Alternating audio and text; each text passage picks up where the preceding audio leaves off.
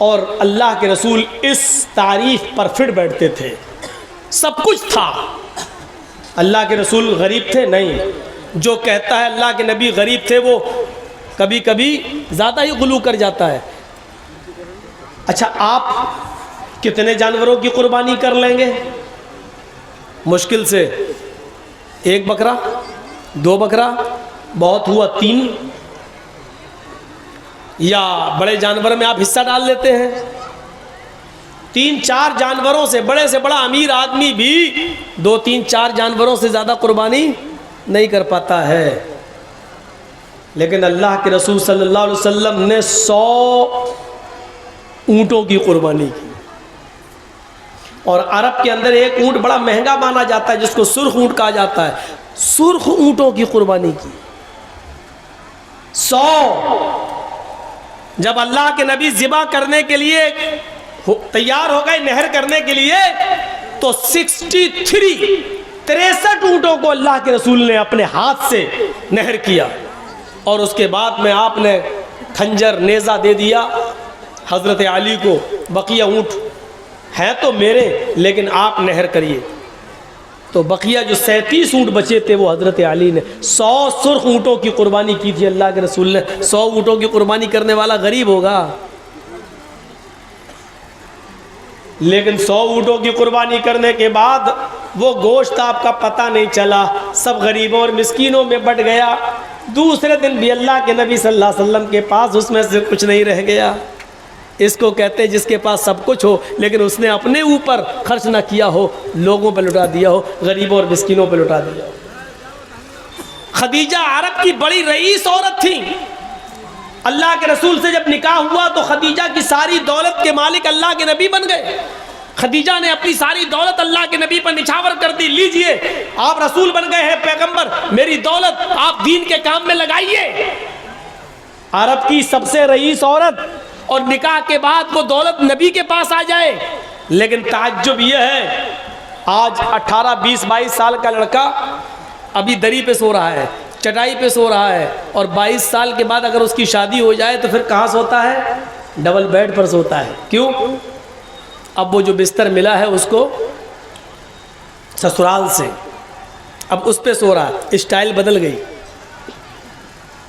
अभी तक साइकिल चला रहा था, शादी के बाद अब वो हीरो होंडा चला रहा है, स्प्लेंडर चला रहा है, यामा चला रहा है। अब तो और स्टैंडर्ड गाड़ियां आ रही हैं, वो चला रहा है। क्यों? ये भीख में मिली है। समझ गए ना? ज़्यादा रगड़ने की ज़रूरत नहीं है। साइकिल अपने पास से खरीदी थी, उसकी हिफाजत थी बेचारी, पंचर भी नहीं होने देता था। और मोटरसाइकिल जब मिली है तो हर स्पीड बढ़ रही। क्यों? फ्री की गाड़ी है। मेरे लड़की के बाप ने इंटरनेशनल फ़कीर समझ के दे दिया। ले, नहीं दे रहे थे तो नाराज़ हो रहा था, तो भिखारी समझ के दे दिया। अल्लाह के नाम पे जो मांगे वो फ़कीर है ना। इसने तो अपने बेटे के नाम पे मांगा, मेरा बेटा 5 लाख की दुकान पे बैठता है, तू 50,000 की गाड़ी नहीं दे सकता। तो अब आप सोचो, जो बेटे के नाम पे मांगे वो बड़ा फ़कीर है या जो अल्लाह के नाम पे मांगे वो बड़ा फ़कीर है? फैसला खुद ही कर लो। अल्लाह के नाम पे मांगता उसको आप 10-5 रुपए देते हो, बेटे के नाम पे पूरी 50,000 की गाड़ी दे देते हो। चल, अल्लाह के रसूल ने खदीजा से निकाह किया, लेकिन आपके रहने सहने की स्टाइल नहीं बदली। वही चटाई पर सोते थे, वही बिस्तर, खाने पीने की भी स्टाइल नहीं बदली, वही खाते थे जिससे पहले खाते हैं। क्यों? क्योंकि आपने खदीजा की दौलत को अपने ऊपर इस्तेमाल ही नहीं किया, गरीबों और मिस्किनों पर लुटा दिया। इसको कहते हैं क्या? साधु। साधु वो नहीं होता है आजकल की तरह, ये भी अपने आप को साधु बोलता है। अभी इशारा ही करूँगा मैं, बकिया रिजल्ट आप निकाल लेना। ज़रूरी नहीं है कि मैं सब नाम लूँ और हर वक्त केस ही करवाऊँ अपने ऊपर, बहुत हो चुके हैं, अब थोड़ा बचना भी चाहिए। ये भी कहता मैं तो फकीर हूँ, झोला उठाऊंगा, चल दूंगा। अपने आप को साधु आज भी बोला जा रहा। अब दुनिया, अब दिमाग से सोचो, करोड़ों रुपए के फ्लाइट प्लेन पे सफ़र करता हो वो आदमी फ़कीर है? 10 लाख रुपए का सूट पहनकर ओबामा का स्वागत करता हो, वो आदमी अपने आप को फकीर कह रहा हो। जिसकी जेब में पेन 1 लाख रुपए की कीमत का हो, वो आदमी ये कहे कि मैं झोला उठाऊंगा चल दूंगा।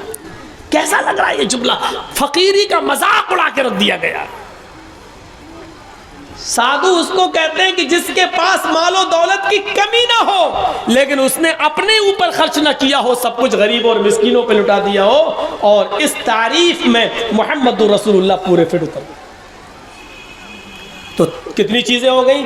अश्वमा शुकमा रूहा, पहली चीज बुर्राक, घोड़ा मिलेगा जिस बिजली से भी ज्यादा तेज रफ्तार से चलेगा।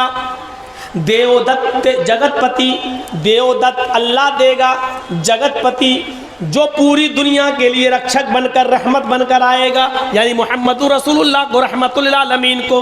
2 चीजें। तीसरी चीज आसिना साधुत मनम, वो साधुओं की तरह रहेगा, यानी उसके पास मालो दौलत की कमी नहीं होगी, लेकिन वो मालो दौलत अपने ऊपर खर्च नहीं करेगा, बल्कि गरीबों और मिस्कीनों में लुटा देगा।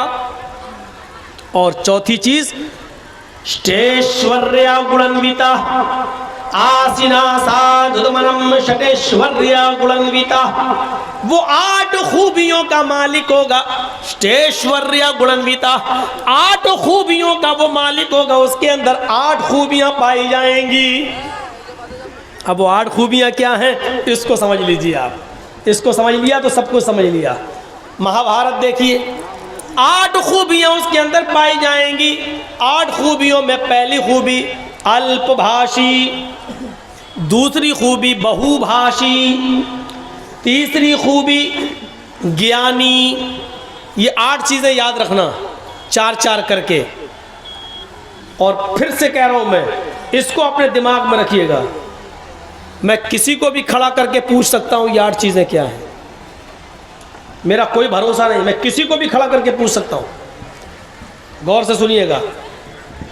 अल्पभाषी, ये तो नाम ही ऐसे मौलाना, 8 क्या 2 ही याद नहीं रहेंगी।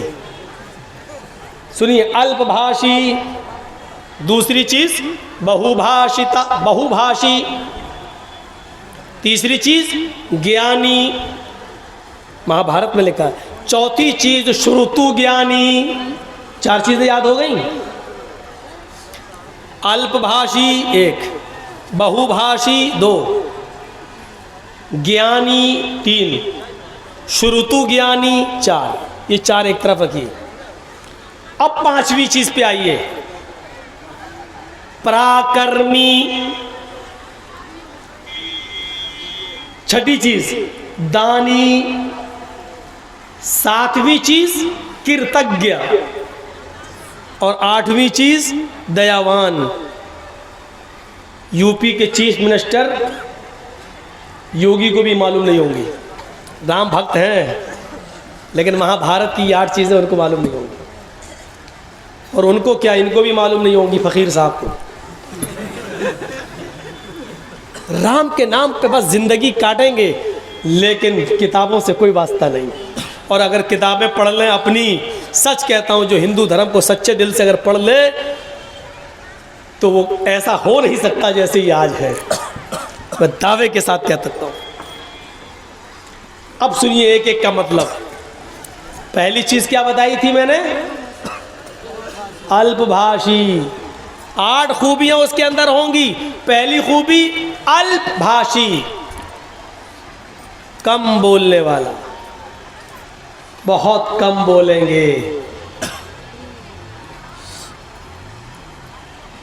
कम बोलने वाला आज कोई दिखता ही नहीं है। और एक बेचारा था, वो बिल्कुल ही कम, वो बोलता ही नहीं था, इनसे पहले वाला मनमोहन सिंह। वो बेचारे बोलते ही नहीं थे, हंसते रहते थे। और ये बेचारे चुप नहीं रहते हैं, ये बोलते ही रहते हैं। इनको खुद नहीं मालूम हम बोल क्या रहे हैं, झूठ है कि सच है। सऊदी अरब में गए थे हमारे हजरत, तो वहाँ के बादशाह से कहने लगे तोप देखकर कि ये कितना फेंकती है, मतलब इस तोप की रेंज कितनी है। तो वह सऊदिया के बादशाह ने कहा वल्लाही आपसे कम फेंकती है। हो गया जवाब, जो कहना था मैंने कह दिया।